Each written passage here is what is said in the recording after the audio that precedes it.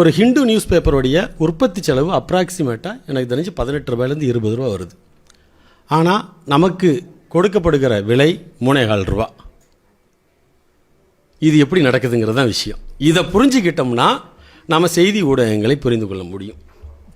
மீதி இருக்கிற அந்த நஷ்டத்தையும் அவங்க சரி கட்டணும். அதன் போக அவங்க நிறுவனத்திற்கான லாபத்தையும் அவர்கள் பெற வேண்டும். இது எல்லா செய்தித்தாள்களுக்கும் உலகம் முழுவதும் இந்த லாஜிக்கில் தான் செய்தித்தாள்கள் இயங்குகின்றன.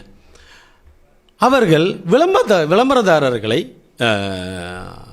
டிபெண்ட் பண்ணி இருக்கிறாங்க. ஒரு செய்தித்தாளில் விளம்பரங்கள் வந்தால் மட்டுமே தான் அந்த செய்தித்தாள்கள் அச்சிட முடியும். அதுதான் அவங்களுக்கு இருக்கிற ஒரு இது. விளம்பரதாரர்கள் என்பவங்க யாருமே கிடையாது, கார்ப்பரேட்ஸ் தான். அப்போ செய்தி ஊடகங்கள் இயங்க வேண்டும் என்றால் கார்ப்பரேட்ஸு விளம்பரங்கள் வழங்க வேண்டும். விளம்பரங்கள் என்பது அவர்கள் பக்கங்களை ஒதுக்குவது மட்டுமல்ல.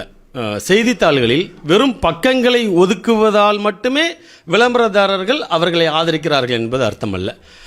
காலம் பை சென்டிமீட்டரில் தான் விளம்பரங்கள் கொடுக்கப்படும். ஒரு காலம் பை சென்டிமீட்டர் இவ்வளோ விலைன்னு டேரிஃப்னு சொல்லுவாங்க. அதுக்கு இந்த டேரிஃப் வச்சுருப்பாங்க. அந்த டேரிஃப் கணக்கில் தான் அவங்க ஒரு கால் பக்க விளம்பரத்துக்கு 2 லட்சம் ரூபா அப்படின்னு அவங்க ஒரு விலை நிர்ணயம் வச்சுருக்காங்கன்னா அந்த விலை கொடுக்கலாம். அந்த விலையை கொடுத்து இது பண்ணுறாங்க. ஏன்னா செய்தித்தாள்கள் தங்களது செய்திகளின் மூலமாகவும் தங்களது கட்டுரைகளின் மூலமாகவும் அது ஒரு மிகப்பெரிய ஒரு வாசிப்பாளர்களை கொண்டிருக்கிறது. அது ஒரு பெரிய ஒரு ஆடியன்ஸ், மாஸ் ஆடியன்ஸை அவன் கையில் வச்சுருக்கிறான். அப்போ என்ன பண்ணுறான்னா அந்த பொருளை தயாரிக்கக்கூடிய ஒரு நிறுவனத்திற்கு தனது வாசிப்பாளர்களை கொடுக்கக்கூடிய ஒரு வேலையை செய்கிறார். இது பழைய காலத்தில் இது டேட்டா, அதுவும் டேட்டாவை விற்கிறது தான். இப்போ நமக்கு அல்கோரிதம் இருக்கிறதுனால அக்யூரேட் டேட்டா கிடைக்குது.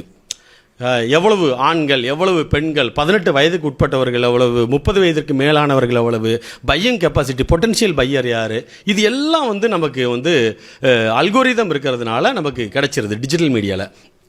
ஆனால் செய்தித்தாளில் பார்க்கும் பொழுது தினத்தந்தி வாசிப்பவர் என்ன மாதிரியான வாசகர், என்ன மாதிரியான சமூக பின்புலத்தை கொண்டவர், என்ன மாதிரியான கல்வி அறிவை கொண்டவர்களாக இருப்பார்கள்.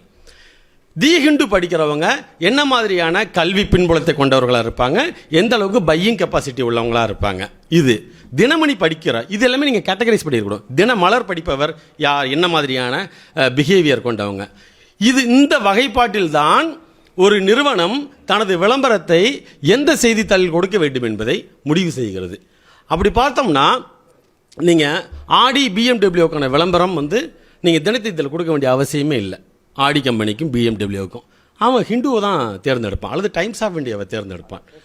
அப்போ என்ன பொருள், அந்த பொருளை உபயோகிப்பவர்கள் எந்த கிளாஸ், அந்த கிளாஸ் படிக்கக்கூடிய செய்தித்தாள் என்ன என்பதை அறிந்து அவங்க கொடுக்குறாங்க. அப்போ இதைத்தான் அப்போ ஒரு ஒரு ஒரு செய்தித்தாளை அல்லது ஒரு செய்தி நிறுவனத்தை ஒரு கார்ப்பரேட் கட்டுப்படுத்தக்கூடியதாக இருக்கிறது. வெறும் விளம்பரம் மட்டுமல்லாமல் நீங்கள் அந்த கல்ச்சருக்கு, அந்த பிஹேவியர், பையிங் பேட்டர்னுக்கு எதிராகவும் நீங்கள் எழுதக்கூடாது. அதுவும் விஷயம்.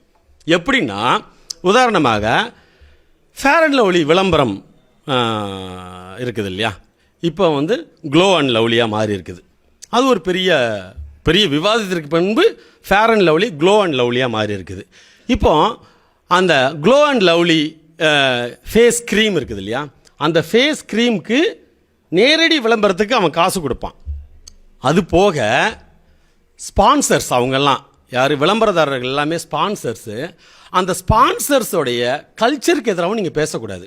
என்ன பேசக்கூடாதுன்னா, நான் ஏன் ஃபேர் ஆகணும் அப்படிங்கிற ஒரு கருத்து இருக்குது இல்லையா, அந்த கருத்தையும் ஊடகங்கள் பேசக்கூடாதுங்கிறது தான் ஒரு என்ன சொல்கிறது, ஒரு அக்ரிமெண்ட். கார்ப்பரேட்ஸுக்கும் மீடியாவுக்குமான ஒரு அக்ரிமெண்ட் அதுதான்.